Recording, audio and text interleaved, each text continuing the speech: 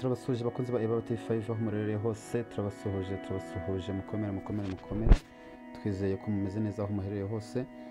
Ikiyaga cya Burera ni kimwe mu biyaga bibiri bigize akarere ka Burera nyuma y'ikiyaga cya Ruhondo. Ejo hashize rero hamenyekanye amakuru y'umunyeshuri w'umuhungu witwa Kwizera Samuel ufite imyaka 18 waguye muri iki kiyaga, ndetse umurambo we ukaba waje kuboneka uyu munsi. Uyu munyeshuri w'imyaka 18 witwa Kwizera Samuel wigaga muri Lycée de Nyanza, akaba yakoraga umwuga wo kwimenyereza umwuga mu kigo giherereye mu karere ka Musanze. Yaruhamye mu kiyaga cya Burera rero mu gihe yari ari mu rugendo shuri. Kwizera bivuga ko yakoraga umurimo wo kwimenyereza umwuga mu kigo cya Two Chief Coffee Business Company Limited iherereye mu mudugudu wa Nganzo, akagari ka Rwebeya, umurenge wa Cyuve, mu karere ka Musanze. Yaruhamye mu kiyaga cya Burera cyo mu karere ka Burera ubwo yari ari kumwe na bagenzi be 36 mu rugendo shuri mu kirwa cyitwa Birwa. Iki kirwa cyitwa Birwa giherereye mu murenge wa Kinoni mu karere ka Burera, ubwo berekezaga muri imwe muri za hoteli zikorera ku Birwa.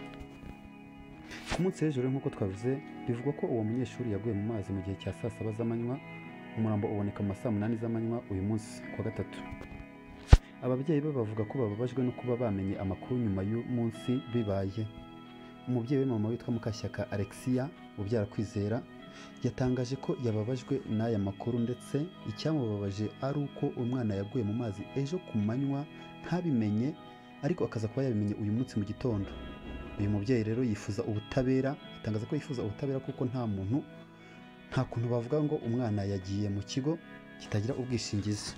Umwe mu baturage baturiye iki kiyaga avuga ko bibabaje kugira ngo umuntu agwe mu mazi ntatangwe amakuru.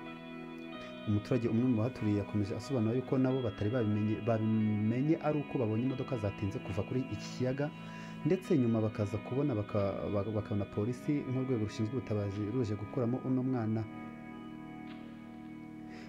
Abaturage baturiye icyo kiyaga bifuza ko bimwe mu byifuzo ko abana bajya bajya mu rugendo shuri baherekejwe n'inzego z'umutekano zikabaherekeza. Umuvugizi wa polisi y'u Rwanda mu ntara y'Amajyaruguru SP Jean Bosco Mwiseneza yahamije ko impanuka yabaye ahagana saa 10 z'igicamunsi ubwo abo bana bajyaga koga. Kwizera yarohamaga na bagenzi be bakamushaka bakamubura. Yatangaje ko ishami rya polisi y'u Rwanda rishinzwe umutekano wo mu mazi rikorera mu karere ka Burera ryashakishije umurambo wa nyakwigendera uza kuboneka ujyanwa mu bitaro bya Ruhengeri gukorerwa isuzuma.